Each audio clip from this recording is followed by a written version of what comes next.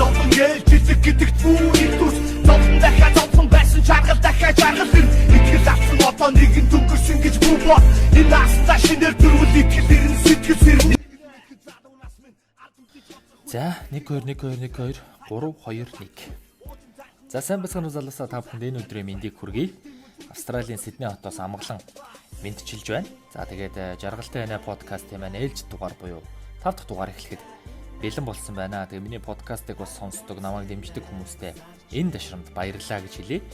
Мэдээж өмнөх дугаарууд дээр бол ерөнхийдөө коронавирусын талаар маш их ярилцсан. За тэгээд Австрали дахь нөхцөл байдлыг ярьсан. За мэдээж хөлбөмбөгийн сонирхолтой мэдээллүүдэд хүрэхийн алдамд бас хөлбөмбөгийн ганган нэгэн тоглолтыг бол онцолсон байгаа. Тэгээд тун удахгүй би бас дараагийнхаа дугаараас одоо 6 дахь юм уу 7 дахь дугаар дээр хөлбөмбөгийн ганган тоглолт болонгийнхаа 2 дахь тоглолтыг бол онцлоё гэж бас бэлдэж байгаа. Тэгээд тэр тоглолт бол маш сонирхолтой, маш үзүүртэй тоглолт байх болно. Тийм болохоор та бүхэн бас миний подкасттай хамт байгаарай гэж хүсмээр байна. За 4-р дугаар дээр бол одоо манай SBS Lewis-ийн одоо үүсгэн байгуулагчдын нэг манай холимог талааны ертөнцийн бас Монголын холимог талааны ертөнцид маш том хөрөнгө оруулалтыг хийж яваа. Манай мистер Зорки Зориг дахь маань бол оролцсон. Тэгээ бид хоёроос холимог талааны талаар маш сонирхолтой яриаг өрнүүлсэн байгаа. Тэгээ та бүхэн бас 4 дахь дугаарыг маань сонсох юм бол сонирхолтой мэдээллүүдийг авах боломжтой гэдгийг дуулгая.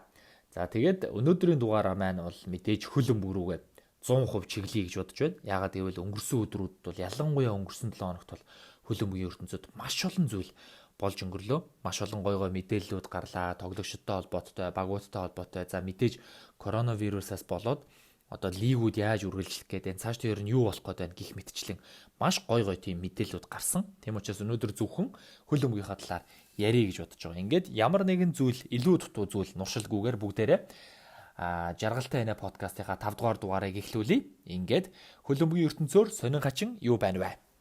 Үргэлж бодож сэтгэл дүүрэн авлаа. Жаргалтай инна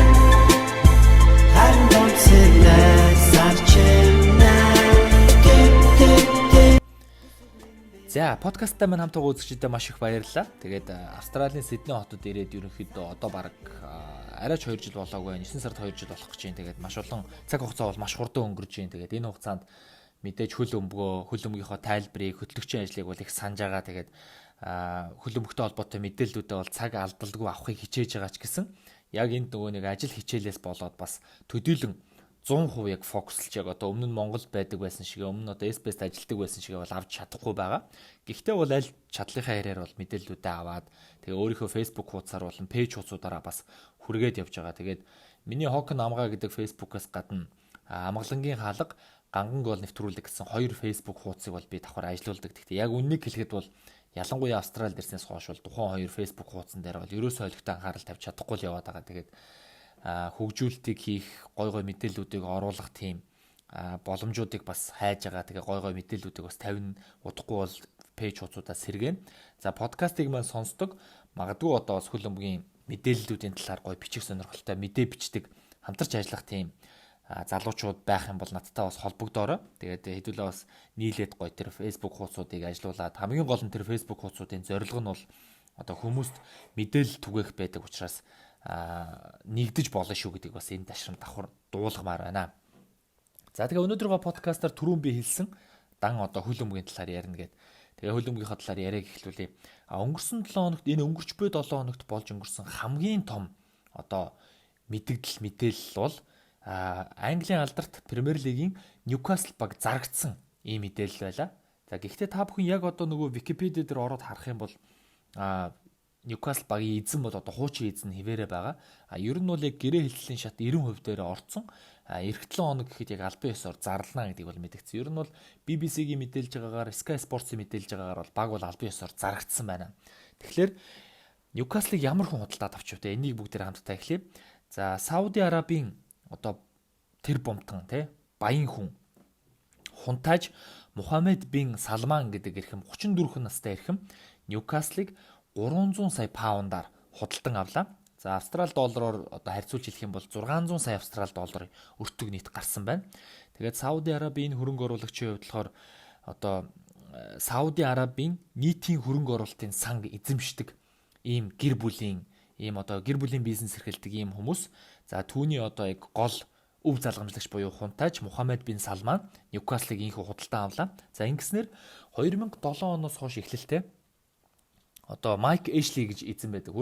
Бид нар Премьер Лигийн тоглолтуудыг тайлбарлаж байхад Ньюкаслийн тоглолт гарах болгонд л ерөөсөө Майк Эшли гэдэг нэг бүдүүн шар нөхөр сууж идэг. Яг тэр хүний одоо ингээд 13 жилийн энэ багийг удирдах ийсэн, босгож ийсэн энэ процесс энд өндөрлөж дуусаад 2020 онд инхүү зарагдаж байна. За сонирхолтой нь тухайн үед Майк Эшли 2007 онд бол 134 сая паундаар худалдан авч ирсэн байна энэ багийг. За ингээд 13 жилийн хугацаанд мэдээж энэ бол маш их мөнгө зарсан ингэсэн тэгсэн ингээд төгрөгийн ханш одоо юу гэдэг нь те доллар, паундын ханшийн зөрүү ингэж явсаар байгаад ямар ч байсан 300 сая паундаар Майк Эшли буцаа газаарлаа. За миний хувьд бол бизнесийн талаас нь харах юм бол Майк Эшлигийн хувьд мэдээж ашигтай ажилласан. За мэдээж олон бартаа саадыг давж доошоо уунж за дээшээ буцаж гарч ирж олон тоглогчдыг авч ингээ янз бүрийн үйл ажиллагаа болсон. Тэн дээр бол урсгал зарлууд бол маш их болсон. Гэхдээ ямар ч байсан 134 сая паундаар худалдаа авч ирсэн байгаа. 300 сая паундаар Майк Эшли зарж чадлаа. За тэгээд Сауди Арабын хөрөнгө оруулагч хунтайч Мухаммед бин Салманыг танилцуулах юм бол түрүүн хэлсэнчлэн 34 настай. Тэгээд өөрийнх нь хувьд бол энэ хүний яг хувийн одоо хөрөнгө гэх юм бол ерөөсөө 2.4 тэрбум паундын ийм хөрөнгөтэй ийм одоо мундаг хүн байна. За тэгээд тэдний гэр бүлийн түрүүн би хэлсэн эзэмшлийнх нь одоо нийтийн хөрөнгө оруулалтын сан нь болохоор нийтдээ 260 тэрбум паундын ийм өртөгтэй ийм мөнгөтэй ийм одоо мундаг гэр бүл байна. Тэгэхээр 260 тэрбум за өөрт нь байгаа 2.4 тэрбум паундын хажууд 300 сая паундыг гаргаад Ньюкаслыг худалдаж авна гэдэг бол өстой нөгөө бид нар нэг онгоо ярьдаг чинь нөгөө том өрөөрөө таавчиг шидлээ гэдэг нэг баг хоол идчихээрээ тэгж тоглодог. Яг тэрнтэй адилхан асар их мөнгөнийхөө зүгээр хариултыг нэг жижигхэн хэсгээр нь Ньюкаслыг авчлаа. За тэгээд энэ бол одоо Английн хөлбөмбөгийн түүхэнд одоо Манчестер Сити байна. За тэгээд том энэ клубүүд байна те том эзэнтэй Америк эзэнтэй Ливерпул ч гэдэг юм уу. Араб эзэнтэй Шейх Мансуур эзэнтэй Манчестер Сити байна. За нөгөө Таиланд эзэнтэй нас барсан Таиландын эзэнтэй одоо Лестер Сити байна ч гэдэг юм уу. Яг эднэртэй ингээд харьцуулахад мэдээж одоо Челсигийн Рома Абрамович байна те. Яг эднэртэй харьцуулахад маш том хөдрийн түүц одоо Премьер Лиг рүү маш том авраг аквал мөнгөний аквал Премьер Лиг рүү Ньюкаслыг аваад ороод ирж байгаа. Энэ бол үзэгч бидний хувьд ч гэсэн Английн хөлбөмбөгийн холбооны хувьд ч гэсэн бүр цаашлаа дэлхийн хөлбөмбөгийн хувьд ч гэсэн маш тодор тэмдэглэгдэж үлдэх маш мундаг юм шилжилт болж байгаа гэдгийг бас та бүхэнд дуулгаж хэлмээр байна. Яагаад вэ гэхээр энэ баг ийм том хөрөнгө оруулагчтай болсон ийм мундаг артаа болж байгаа учраас магадгүй бид нэр хэдэн жилийн дараа 5 жилийн дараа энэ баг одоо Лестер яагаад Премьер Лиг төрүүлсэн артлан сайн байсан болохоор л төрүүлсэн. За Манчестер Сити одоо яагаад юм доминант буюу Премьер Лигийн сүүлийн 10 жилийн баг хамгийн мундаг баг байгаа тийм мөнгөтэй чадaltaй эзэн л байгаа учраас. Тэгэхээр магадгүй 5 жилийн дараа яг ийм зөв системтэйгээр зөв зохион байгуулалтаагаар явж чадах юм бол нөгөө унаад байгаа Ньюкасл Юнайтед маань одоо яг тэдний хэмжээнд мундаг том баг болох ийм боломж бас бүрдчихлээ гэж миний хувьд бол харж байна. За тэгээ Ньюкаслын хувьд бол 1955 оноос хойш одоо ямар нэгэн тэмцээнд төрүүлээгүй байна. За дээрэс нь Премьер Лигт бол одоо унсан Премьер Лигийн Championship Division тоглож байгаад буцаж гарч ирсэн. Тэгээ гарч ирснээс хойш бол дандаа л нэг 10 дугаар байранд за өсрөөл нэг 8 дугаар байранд ордог ч юм уу. Иймэрхүү амжилтуудыг бол сүүлийн хэдэн жилүүд бол тогтмол үзүүлсэн. Энэ жил ихэд л 29 тоглолт хийчихэд ердөө 35 оноотой хасах 16 бөмбөгтэй Премьер Лигийн 13 дугаар байранд явж байгаа ийм баг. Тэгэхээр энэ багийг энэ том хүн авж байгаа учраас мэдээж дагаад том дасгалжуулагч нар ирнэ. Том дасгалжуулагчдыг дагаад том тоглогчид ирнэ. Ингээд Ньюкаслын хувьд бол одоо гэрэлтэх маш том юм боломжууд болж гинэ гэж бол миний хувьд харж байна.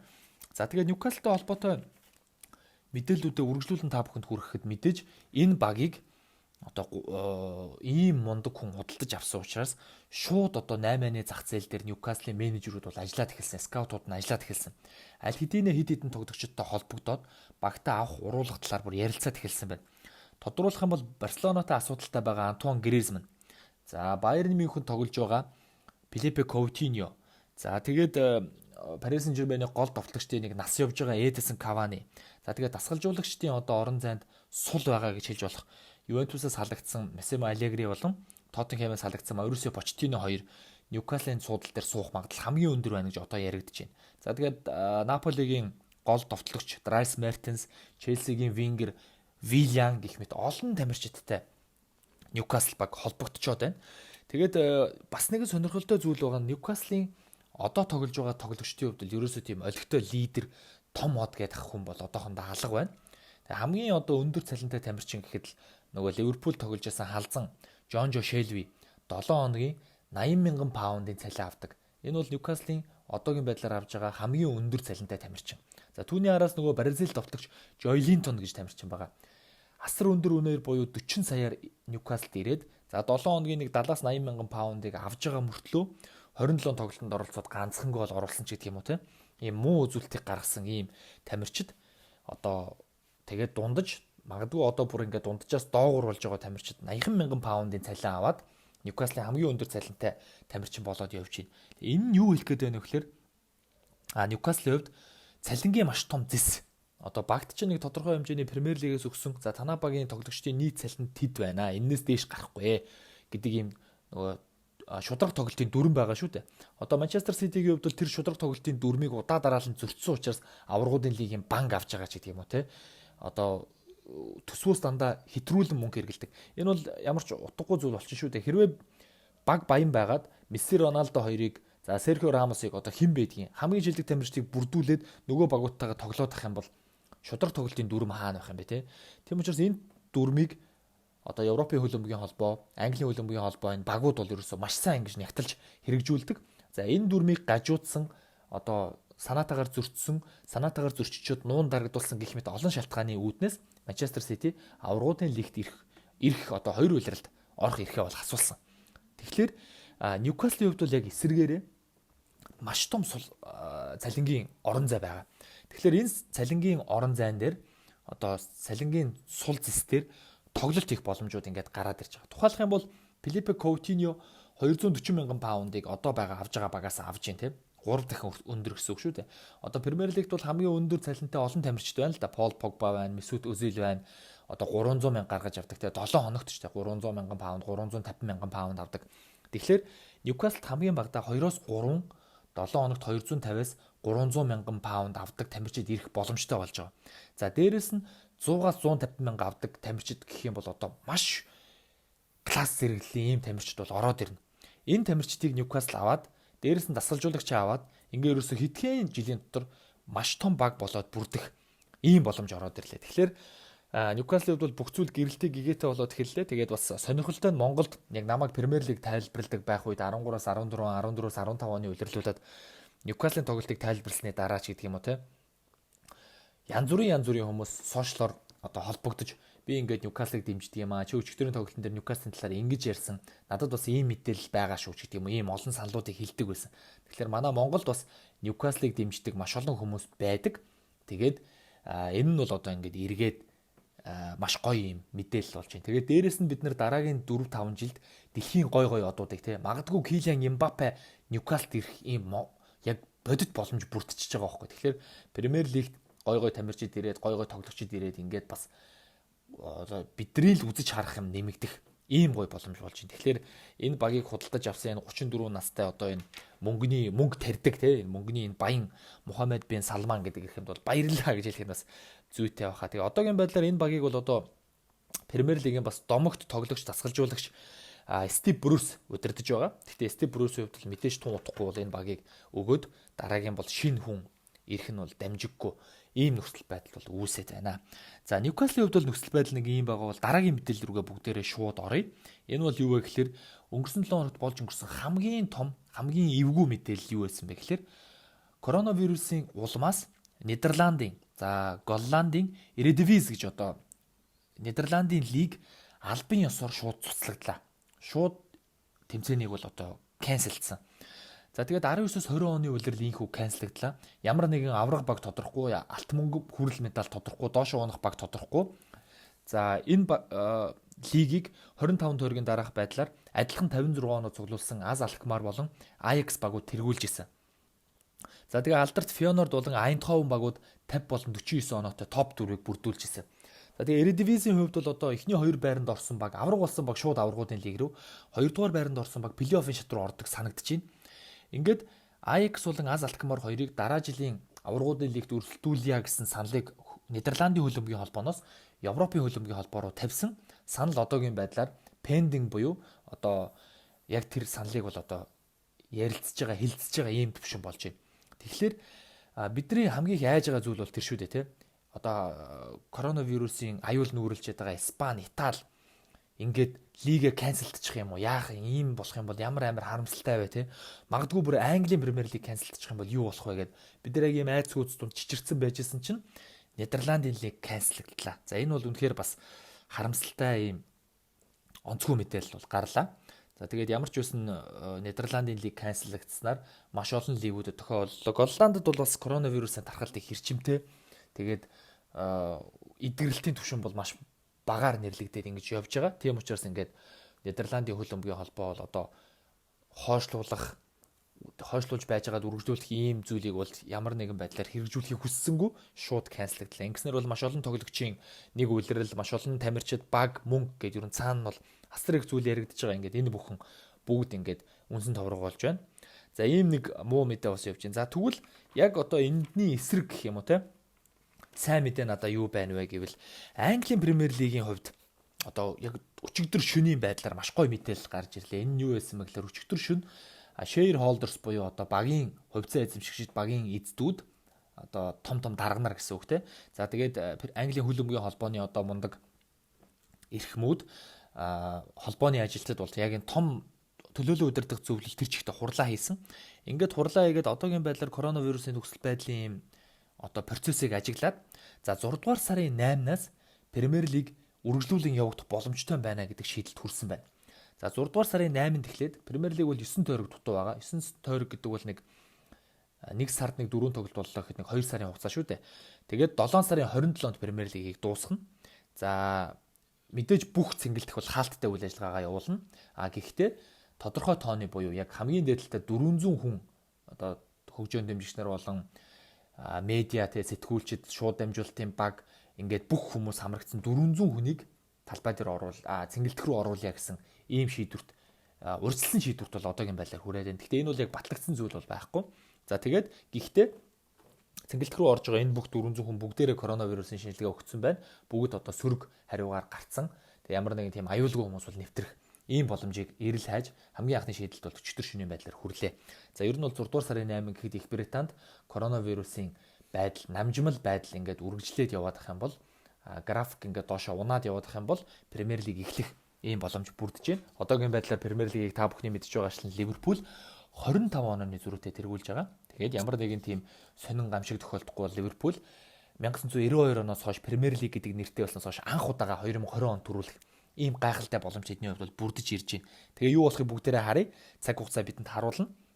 Ямар ч үсэн Премьер Лиг бол үргэлжлэх магадлал бол одоо илүү тийм өндөр шанстай байгаа гэж хэлж болох баха. За Премьер Лигтэй холбоотой ялангуяа сая тэр ярьсан 25 оны зөрүүтэй тэргүүлж байгаа Ливерпултэй холбоотой мэдээллийг үргэлжлүүлээд хүрэхэд RB Leipzig одоо тий Бундслигийн Leipzig багийн жигүүрийн довтлогч Тимо Вернер герман залууг 52 сая паундын гэрээг худалдаж авч чадах юм бол 6 дугаар сарын 15-наас өмнө худалдаж авч чадах юм бол Ливерпул одоо авахд асуудалгүй гэсэн ийм тохиролцоог бол хоёр баг хийсэн байна. Гэхдээ яг Ливерпулийн хувьд бол одоо яг seriously буюу яг тийм хүчтэйгээр яг Тимо Вернерыг бол сонирхгүй байгаа гэсэн бас нэг юм мэдээлэл. Тэгээ ер нь бол Тимо Вернер энэ үлрэлд үзүүлж байгаа, өнгөрсөн үлрэлд үзүүлж байгаа гайхалтай тоглолтуудын ачаар хүн 8-ны зах дээр үнэн нь бол маш өндөр болсон. Тэгээд магадгүй одоо түүний 52 саяын гэрээг нь шууд Ливерпул худалдаж аваад дээр нь өөртөө нь 7 хоногийн 150 мянга гэдэг юм 200 мянган паундаар тохирч чадах юм бол Тимо Вернерийг бид нар Премьер Лиг тарах. За хэрвээ Вернер Ливерпулд ирчих юм бол Ливерпулийн одоо энэ олон талт тоглолт бол бүр үнэхээр галзуу болно. Тэгэхээр бас энэ боломжуудыг бол яригдж байгаа юм. Тэгээ Тимо Вернерийг бас нөгөө нэг миний подкастын ихэнд ярьсан Ньюкаслаас аль хэдийн онлоод сонирхоод эхэлсэн байгаа ийм дүр зураг бас харагдаж байна. Тэгээд хүн 8-ны цагтай холбоотой мэдээлэл юм байна. За Тимо Вернер гэж ярьсан дээр шууд бүгдээрээ үргэлжлээд Германы Бундслиг рүү орчээ. За Германы Бундслиг яхаар болсон бэ гэхээр 5 сарын 9-өөс Германы Бундслиг эхлэхээр болсон. Тэгээд Германы Бундслигийн тоглолтууд үргэлжлээд явагдана. Одоо бол багууд яг нөгөө нэг social distancing буюу зайтай тийм бэлтгэлээ бол хийгээд эхэлчихсэн байгаа. Тэгээд яг түрүүний хэлсэнчлэн Премьер Лиг дээр одоо Премьер Лигийг хэрвээ эхлүүлэх юм бол 400 хүн цэнгэлтэд орно гэдэгтэй адилхан мэдээж Германы Бундслиг эхлээд 5 сарын 9-өөс эхлээд бүх уучлаарай 5 сарын 11-ээс эхлэхээр байсан. Бүх цэнгэлтгүүд бол мэдээж хаалттайгаар үйл ажиллагаагаа явуулна. Гэхдээ яг 300 хүн гэсэн байсан. 300 хүн яг арын албаны шууд дамжуулалтын ингээд зарим нэг одоо хүмүүсийг оруулаад 300 хүнийг цэнгэлтэд оруулах ийм боломжтойгоор Бундслиг эхлэж байгаа юм байлээ. Тэгээд бидний мэдж байгаа шиг мэдээж Байерны Мюнхен, Лайпциг, Боруссия Дортмунд гэсэн багууд бол одоо хүснэгтийн толгойд явж байгаа.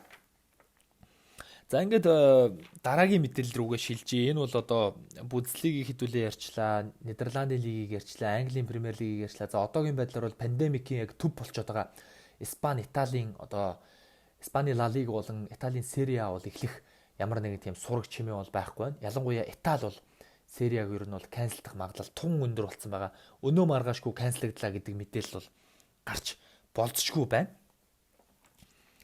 За тэгээд Италийн Сери А гэснээс бүгдээрээ бас үргэлжлүүлээд Роналдогийн талаар ярьчих гэж бодож байна. Криштиано Роналдогийн хувьд бол одоо өөрийн одоо гэртээ өөрийн эдлэндээ бол одоо бэлтгэл сургуультаа үргэлжлүүлэн хийсээр байна. Тэгээд Роналдогийн хувьд бол Роналдогоос Манчестер Ситигийн гол лидер Кевин Де Бройн одоо энэ пандемикийн үеэр бас магтаж ярьсан байна л да. Энэ юу гэсэн бэ гэхээр Де Бройны хувьд бол би одоо ийм Криштиано Роналдо шиг те ийм өндөр зэрэглэлийн тамирчинтай нэг баг тоглохыг маш их хүсэж байна.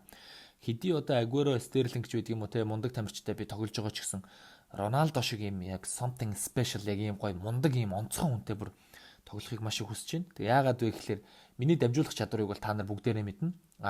Миний дамжуулах чадвар би бөмбөгөө 3 метрийн дээшээ дамжуулсан ч гэсэн тэнд нь бол одоо Роналдо өсөрч очиод мөргөх ийм чадвартай. Тэгэхээр би түүнийг бол маш их хүндэлдэг гэсэн юм гоё бас мессежийг бол Роналдо руу өгсөн байна.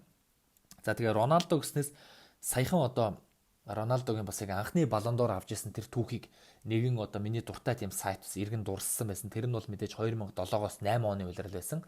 Тухайн жил Роналдо Премьер лиг төрүүлээд аврагуудын лиг төрүүлэхдээ бүх тэмцээнд нийт 42 гол оруулж исэн. Тэгээ 42 гол оруулаад анхныхаа баллон дорыг авч ижээ. За түүнээс хойш бол Криштиано нийтдээ 5 баллон дор авсан гангарч явна. За тэгээд бас одоо Bleach Report-ийн анализ хийдэг мундаг нэгэн эрхэм бас Роналдогийн талаар ам нээсэн байна. Энэ юу байсан бэ гэхээр Роналдог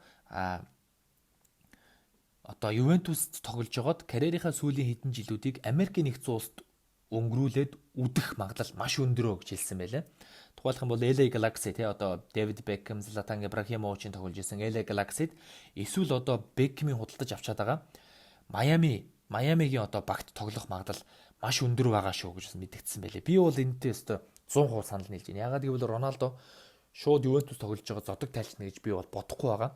Ягаад гэвэл Роналдо нэгдүгээр хэдий одоо 35 настай ч гэсэн харих бол яагаад ч байгаа. Дээрэс нь одоо өөрийнх нь энэ том алдар хүнд, нэр хүндтэй энэ одоо бизнесийнх нь энэ нөхцөл байдал, энэ нэр хүнд нь бол одоо Америкийг эзлэх түүнд бол яг битүүхэн мөрөөдөл байдаг бол гэж бол би хардаг. Тэгэхээр LA Galaxy-д ч юм уу Майамид очиход бол Роналдо өлхөө 1-2 жил тоглоод тэнд бүр ингээд гайхуулаад гялзаад Америкийн магадгүй шүтэн болоод ирчих ийм боломж бол байгаа. Тэгэхээр Роналдогийн хувьд бол дараагийн мувмент одоо Америк руу байх магадлал асар өндөр байх шүү гэдгийг их сурвалж мэдгдсэн. Үүнтэй би бол одоо 100% санал нийлж байна. За тэгээд тоглогчдын хувьд бол одоо энэ коронавирусын үеэр тоглогчид багуудын хувьд бол дасгалжуулагчдын хувьд бол гой ийм үйлдэлүүдийг маш их гаргаж байна л да.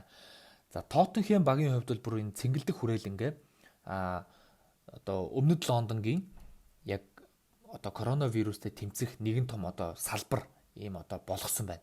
Тэгээд өдөрт бол 70 өвчтөнг одоо эмчлэх ийм зориултын өрөөнүүдийг Тоттенхэм цэнгэлдэх хүрээлэндээ гаргаад за тэгээд одоо эмэгтэйчүүдийн эмнэлэгт багтаж шингэхгүй байгаа хүмүүс нь Тоттенхэмийн цэнгэлдэх хүрээлэнгийн тэр яг шинээр бэлдсэн энэ одоо зориултын эмнэлгийн өрөө болгоцсон өрөөнүүдэд бас хэвтэж эмчлүүлэх ийм боломжийг бол Тоттенхэм багийнхаа олгосон байгаа юм байна. Энэ бол одоо маш гоё мэдээлэл байна.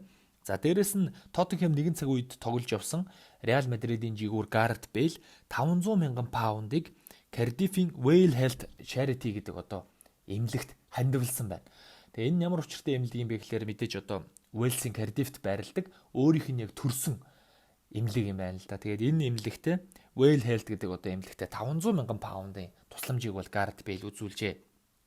За мөн Италид Ромагийн AC Ромагийн тоглогчид 4 сар цалингүй ямар нэгэн цалин авахгүй байя гэдэг одоо тохиролцоонд багтаага хүрсэн байна. Ингэснээр энэ мөнгийг бол одоо баг арын албаны ажилчид за мөн бусад одоо ийм багт одоо энэ хүндрэлтэй коронавирус үед хүндрэл тулгарч байгаа үедээ зарцуулахар болсон байна. Энэ бол бас гайхамшигтай юм мэдээлэл болсон байна. 4 сар цалингүй. За тэгэх юм бол яг энэтэй адилхан мэдээлэл юу байна вэ гэхээр Арсеналын тоглогчид дасгалжуулагчид яг энэ коронавирусын хэцүү нөхцөл байгаа байдалд үед 12.5%-аар цалингаа бууруулах энэ саналд бол одоо бүгд нэгдсэн байна. Тэгээ энэ бол одоо 12.5% гэдэг бол Арсеналын тамирчид бол одоо Перемера, Гобумаянг, Лаказет, Үзил нар бол одоо Премьер лигийн хамгийн өндөр цалин авдаг тамирчид шүү дээ. Тэгэхээр эдний 12.5% гэдэг бол маш их мөнгө болж орж ирж байгаа. За ийм мэдээлэл бас орсон байна. Тэгээд өөр нэгэн мэдээлэл байгаа нь бол Бразилд төрж өсөж Бразилийн бас Бразил хөвгүүдийн мөрөөдлийг биелүүлсэн Габриэл Жесус одоо Манчестер Ситид тоглож Манчестер Ситигээс асар өндөр цалин авж байгаа мөрөөдлөөрөө амьдарч байгаа Габриэл Жесус Бразил руу 3 тонн хоол хүнс нэмэлт хичээлийн бүтээгдэхүүнийг одоо өөрийнхөө зардлаас гаргаад явуулсан байна. Бразилийн одоо хэцүү байгаа коронавирус өртөж байгаа ядуу амьдарч байгаа ийм хүмүүст 3 тонн хүнс одоо контейнераар чингэлгээр нь явуулсан байна. Энэ бол бас маш гоё юм мэдээлэл болсон байна. За тэгээд ер нь бол яг нэг иймэрхүү тийм одоо Гарет Бейл, Ромагийн тоглогчид, Арсеналын тоглогчид, за мөн Габриэл Жесус ч гэх юм уу ийм тамирчдын гой ийм мэдээллүүд бас үе бол орж ирж байна. Тэгээд эдгэртэй холбоотой гой мэдээллүүд байгаа. Ийм одоо тоглогчдын ийм өгөөмөр зан бол ер нь бол одоо маш гоё байна. За тэгээд сонирхолтой нь бас саяхан бас нэг гоё мэдээлэл гарч ирсэн. Энийг бас би та нарт статистикийг нь хэлээд тэгээд жоохон дэлгэрүүлээд ярьчих гэж бодож байна. Яг 7 жилийн өмнөх 4 сарын одоо өдөр 2013 оны 4 сард Робин ван Перси Манчестер Юнайтедийн төлөө хамгийн сүүлийн хет-трик хийсэн тамирчин болж исэн юм байна. Одоо 7 жилийн хугацаанд Манчестер Юнайтед маш олон тамирчин ирсэн, явсан, тоглож исэн, гарсан, орсон тийм. Тэгэхэд хинэн ч одоогийн байдлаар Премьер лигт хет-трик хийгээгүй байгаа юм байна. За энэ бол бас нэг бодлын Манчестер Юнайтедийн хувьд гонигтай мэдээ, бас сонирхолтой мэдээ болж байгаа. Тэгсэн чинь Робин ван Перси 13 оны 4 сард хет-трик хийснээс хойш нийтдээ Премьер лигт 76 хет-трик бүртгэгдсэн байна. За үүнийг нь 21 өөр баг хийсэн байна. 21 өөр баг тэгээ дээшээ доошоо унсан 21 баг ямар нэгэн байдлаар хет-трик тоглогчд нь хийсэн байна. За бүр энэ хугацаанд Агуэро 11 хет-трик хийсэн байна. Харри Кейн 8 хет-трик хийсэн байна. За тэгэхэд Манчестер Юнайтедаас ямар ч тамирчин хет-трик хийгээгүй 7 жилийн хугацаа өнгөрсөн гэхээр та нар бас ийм зүйлд итгэж гин үү? Ийм нэг тийм сонирхолтой мэдээлэл бол гарч байна. Тэгээ яг нөгөө нэг 13-аас 14 он улирал 14-өөс 15 оны улирал чи нөгөө нэг Сэр Алекс Фергюсон яваад Дэвид Мойс ирээд дараа нь Луи ван Гал ирээд тэгээд Мовриньо ирээд энэ баг нэг ингээд нэг бүр нэг ороо бусгаа ингээд нэг явсан шүү дээ. Яг энэ үйл одоо ингээд 7 жилийн хугацаанд Манчестер Юнайтедд нүүрлсэн байна. Мэдээж энэ хугацаанд Манчестер Юнайтед Премьер лигийн авраг болж чадаагүй л явж байгаа. 12 онд хамгийн сүүл төрүүлсэн ийм одоо нөхцөл байдал тус гарч байна. За тэгээд хөлбөмбөгийн холбоотой одоо хөлбөмбөгтэй холбоотой мэдээлэлүүд гэх юм бол нэг ийм байна. Тэгээд Премьер лиг эргэж ирэх магадлал 6 дугаар сар гаргаад болж байгаа нь бол маш сайн мэдээ. За Нидерландын лиг зогссон нь бол маш муу мэдээ. Аврагуудын лиг болон бусад лигүүд эхлэх одоо магадлалууд бол одоогийн байдлаар бол яригдж байна. Гэхдээ бол одоо Европт пандемикийн коронавирусын хамгийн төв зэг байгаа учраас бас одоогийн байдлаар бол тийм зүйлүүд бас яригдж эхлээгүй байна. Яригдахыг ч хүсэхгүй байна. Хүмүүсийг тийм зүйлийг бас сөхөө их ямар ч тийм бодлогогүй байна. За тэгээд манайхны мэдж байгаачлан бол одоо Европын авраг шалруулах тэмцээн бүтэн жилээр хойшилсан. Токиогийн Олимпиас хойшилсан. За хөлбөмбөгөөсөө жижигхэн далижхад Хойд Америкийн үндэсний сагсан бөмбөгийн холбоо бол одоо багуудыг бас бэлтгэлийн зааланда эргэж нэгдэхийг бас нээсэн байлээ. Тэгэхээр багууд бол одоо бэлтгэлийн зааланда эргэж ороод мэдээж бас social distancing-а бариад бэлтгэлээ хийх юм боломж бол тусдаа бүрдэж байгаа юм байлээ. Тэгээд Хойд Америк үндэсний сагсан бөмбөгийн холбоо гэснээс Майкл Жорданы The Last Dance гэх одоо маш гоё баримтат цуврал Netflix-ээр гараад эхэлсэн. Өнгөрсөн 7 хоногийн даваа гарагт хамгийн ихний 2 цуврал бол гарсан байгаа. Тэгээд хамгийн ихний 2 цувралтай холбоотой хамгийн ихний бичвэрээ би бас Facebook хуудсан дээрээ бичсэн. Та бүхэн бас тэрийг уншаад санал сэтгэлээ хэлээрэй. Тэгээ үүнтэй холбоотойгоор одоо Last Dance-тэй холбоотойгоор гой зүйлийг бол би SBS-ийнхаа сагсан бөмбөг тайлбарлагч хөтлөгч Ням баяртайгаа дараагийн подкастуудаараа ярилцсан гэдгээ бит хоёр бол тохирцсон байгаа. Тэгэхээр бүгдээрээ тун удахгүй сонирхолтой подкастаар одоо манай Ням баярын яриатай эргээд бит хоёрын яриатай бол эргээд уулзна. За тэгээд өнөөдрийн маань подкасттай хамт байж би өнөөдөр бол яг 30 минутын хугацаанд хөлбөмбөгийн эргэн тойронд болж байгаа маш олон зүйлийг ярихыг хичээлээ. Тэгээ өнөөдрийн маань подкастыг сонссон та бүхэнд бол маш их баярлалаа. Та бүхэнд таалагдсан гэдэгт итгэлтэй байна. Хөлбөмбөгийн би спортын ноён өргөл гэдэгт итгэдэг. Дэлхийн 7 тэрбум хүний 5 тэрбум маань хөлбөмбөгт хайртай дуртай. Ядчил нэг тоглогчийн нэрийг мэддэг байдаг юм аа. Тэгээд хөлбөмбөг биднэрт аз жаргал өгдөг, баяр баясгал өгдөг. Үзүүштэй уран тасаг гоолууд нь биднийг гайхуулдаг хэвээрээ байгаа. Тэгээд тун удахгүй бидний хайртай хөлбөмбөг эргэж ирээд бид нар гэртээ цэнгэлдэг хүрээлэнд гадуур хөлбөмбөгөө үзээд найзуудтайгаа ярих тэр цаг мөч бол ойрхон гэдэгт би итгэж байна. Ингээд та нар бүгдээрээ be safe буюу одоо болгоомжтой байцгаагаараа маска тогтмол зүүж гараасаа аваагаараа бие биендээ итгэл, урам зориг, аз жаргал бэлгэлээрээ бүгдэнд нь маш их баярлалаа. Үргэлж өдөр бүр жаргалтай инээж яваарай. За ингээд бүгдээрээ дараагийн подкастаар эргээд уулзъя. Баяртай залуусаа. Цохол очрим очо бодгод амьд явах чухал Арсархан зүйл төрөвдөл амьдрах тун хэцүү комбо бүрта шийдвэр алдаатай бас хатуу Буулийн үгнээс төс зөрвөл буруу амьдрын хэцүү Буцаал болохгүй цаг хугацаанд зөв амьдрах хэцүү